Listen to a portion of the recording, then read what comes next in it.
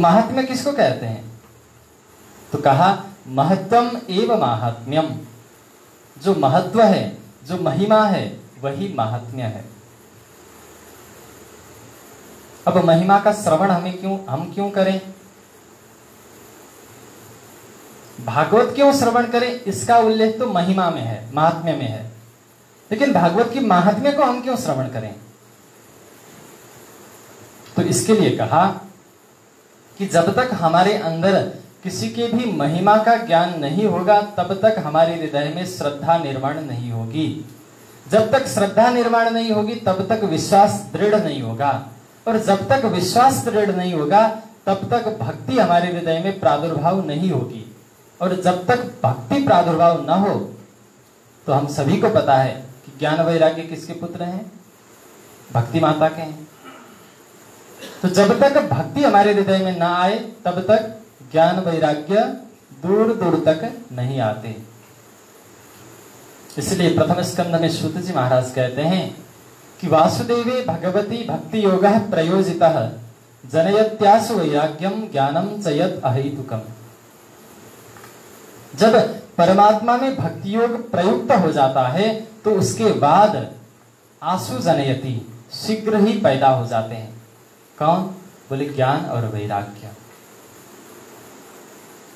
और जिसके हृदय में भक्ति आ जाए, तो फिर तो परमात्मा तो भक्त के वशीभूत हो जाते हैं। भगवान ने स्वयं कहा है कि अहम भक्तः पराधीनः, मैं भक्त के अधीन हूं, पराधीन हूं मैं। तो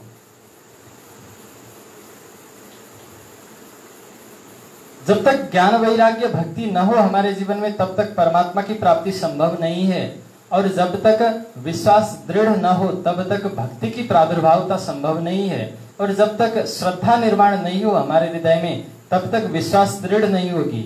और जब तक महिमा का श्रवण नहीं करें, तब तक श्रद्धा भी निर्माण नहीं होगी। तो इसलिए महिमा का श्रवण अनिवार्य रखा। क्यों? क्योंकि हमारे हृदय में श्रद्धा उत्पन्न करवाने के लिए।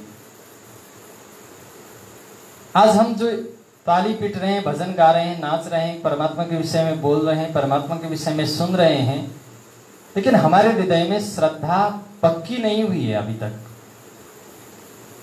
हमारी श्रद्धा कैसी है?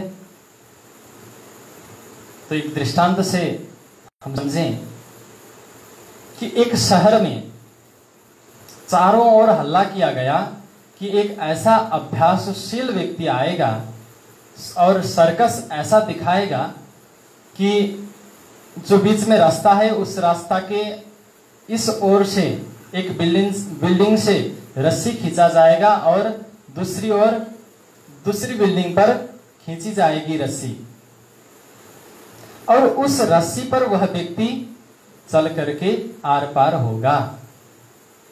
तो महाराज, जब ऐसी बात की हल्ला हो जाए तो सभी आ जाएंगे देखने के लिए। तो सारा शहर उमड़ पड़ा वहां पर देखने के लिए ये सब।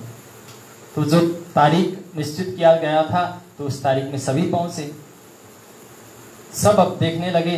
देखते देखते इस बिल्डिंग से उस बिल्डिंग तक रस्सी खींचा गया। सब देख रहे हैं। एक व्यक्ति आया और सनई सनई अपने पांव को उस रस्सी पर रखता गया, और देखते देखते सबके सामने वह रास्ता आर पार कर गया रस्सी में चल करके। फिर तो क्या था, सारे लोग अब ताली पीटने लगे, ताली बजाने लगे, सब जय जयकार करने लगे उस व्यक्ति का कि अरे वाह, कितना अभ्यास है तुम्हारा। अब फिर ऊपर से अनाउंस हुआ कि अभी तो कुछ बाकी ही है, अभी तो थोड़ा ही दिखाया है, अभी कुछ बाकी है, थोड़ा धैर्य धारण करो। तो देखते देखते फिर क्या किया, बोले जो उधर गया था व्यक्ति, वही व्यक्ति अपने 10 साल का एक बेटे को अपने कंधे में धारण करके, अपने कंधे पर उठा करके फिर वही रस्सी पर चल करके आया। महाराज, अब तो क्या था, सारे लोग जय जयकार करने लगे, सब नाचने लगे, सब उस व्यक्ति के वाहवाही करने लगे। जब वह व्यक्ति इस पार आ गया, तो उसके बाद उसने माइक पकड़ा और फिर सभी शहरवासियों को संबोधन किया कि प्यारे भाई बहनों, क्या मैं इस रस्सी से तीसरी बार भी उस पार जा सकता हूं? सभी लोगों ने कहा कि हाँ, अवश्य जा सकते हो, क्योंकि तुम्हारे जीवन में इतना अभ्यास किया है तुमने कि अभी अभी हमारे सामने तुम इस छोर से उस छोर एक बार तो अकेले गए, फिर दूसरी बार अपने बेटे को भी साथ में लेकर के इस पार आए, तो इसका मतलब है तीसरी बार भी तुम अवश्य जा सकते हो। उस व्यक्ति ने पुनः पूछा कि आप लोगों को पूरा विश्वास है कि मैं पार हो सकता हूं? तो लोगों ने, सभी ने ताली पीटते हुए कहा, अवश्य पार हो सकते हो, अवश्य पार हो सकते हो। लेकिन अब यह व्यक्ति ने एक ऐसा बात कहा जिसके बाद सभी लोग चुपचाप हो गए। अगर आप लोगों को इतना ही विश्वास है, इतनी ही श्रद्धा है मेरे ऊपर कि मैं पार हो सकता हूं, तो अब बोलिए कि कौन आएगा मेरे कंधे पर बैठने के लिए? अब तो सारे लोग चुपचाप हो गए। अब कौन जाएगा? विश्वास तो है, लेकिन बाई चांस गिर गया तो तब तो गया।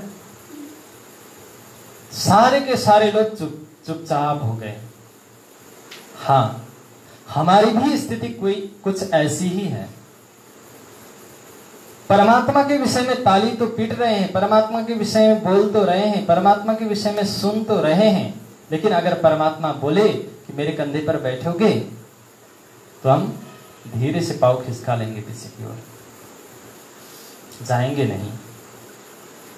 वो तो कोई एक दो साहसी होंगे, वो 10 साल के बच्चे की तरह, मीराबाई, तुलसीदास जी, सूरदास जी, ऐसे कुछ एक दो भक्त हुए जो परमात्मा के कंधे पर बैठने को राजी हो गए। इसलिए शास्त्रों में कहा, आदौ श्रद्धा। साधक को सबसे पहले श्रद्धा चाहिए परमार्थ के मार्ग में। जब तक हृदय में श्रद्धा उत्पन्न ना हो, तब तक हमारे हृदय में ही स्थित परमात्मा को भी हम देख नहीं सकते।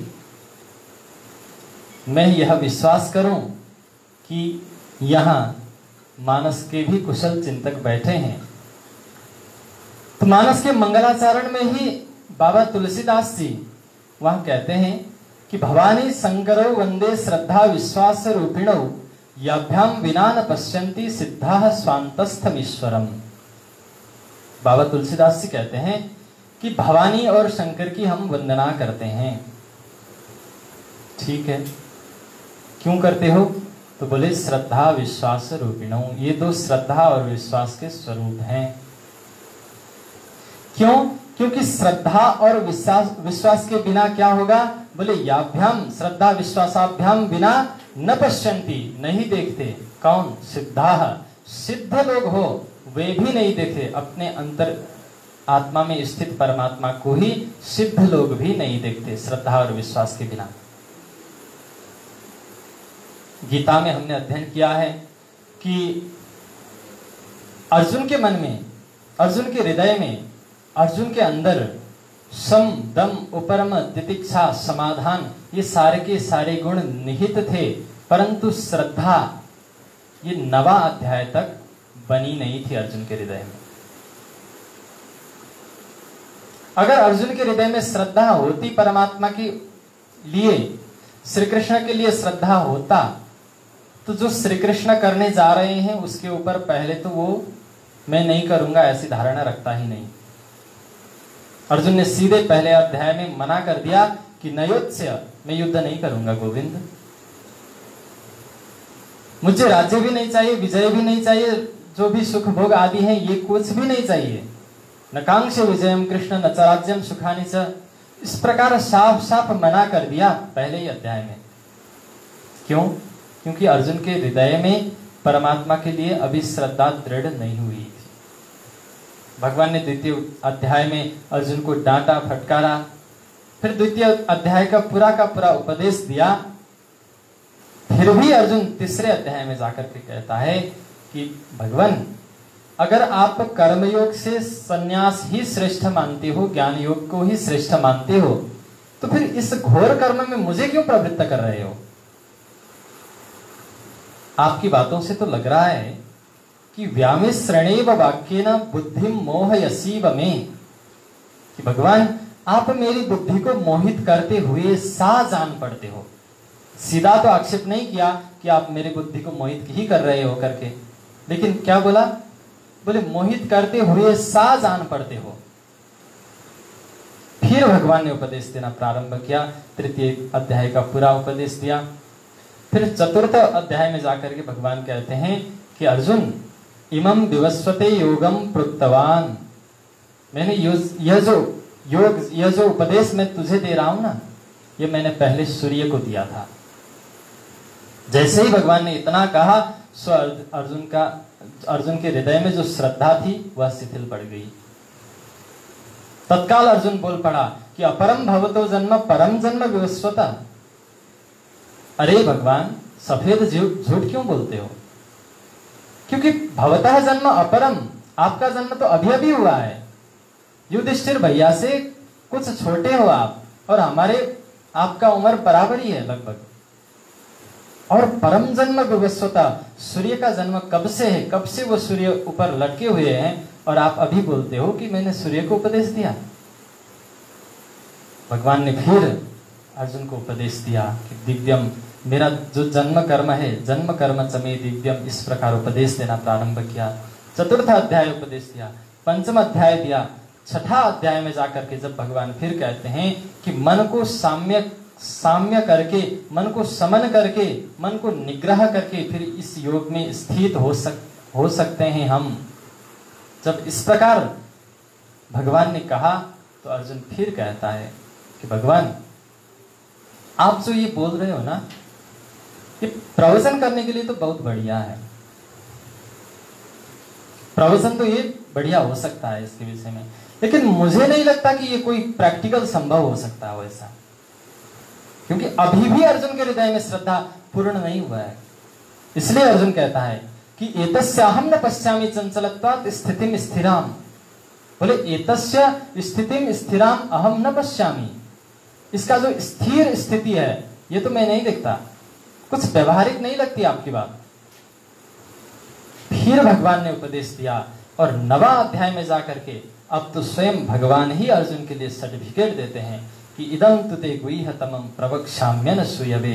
हे अर्जुन, ते अनसूयवे अहम इदं गुह्यतमं ज्ञानम प्रवक्ष्यामि। तुझ दोष दृष्टि रहित श्रद्धा युक्त अर्जुन के लिए मैं यह परम विज्ञान से युक्त ज्ञान को देने जा रहा हूं।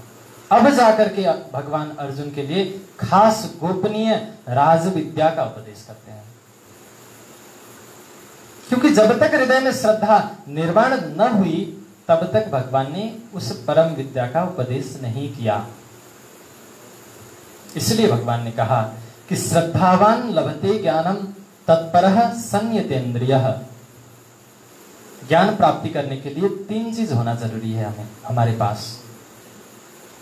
वह क्या है? पहली चीज है श्रद्धावान लभते ज्ञानम। जिसके हृदय में श्रद्धा हो उस ज्ञान के प्रति, वह व्यक्ति ज्ञान को प्राप्त कर सकता है। श्रद्धावान लभते ज्ञानम और तत्परः लभते ज्ञानम। जो तत्पर हो, उस विद्या को प्राप्त करने के लिए उस विद्या में परायण हो रहा हो, उस विद्या के प्रति उसका झुकाव हो, लगनशील हो, तो वह व्यक्ति ज्ञान को प्राप्त कर सकता है। तीसरी बात कही कि संयतेन्द्रियः लभते ज्ञानम।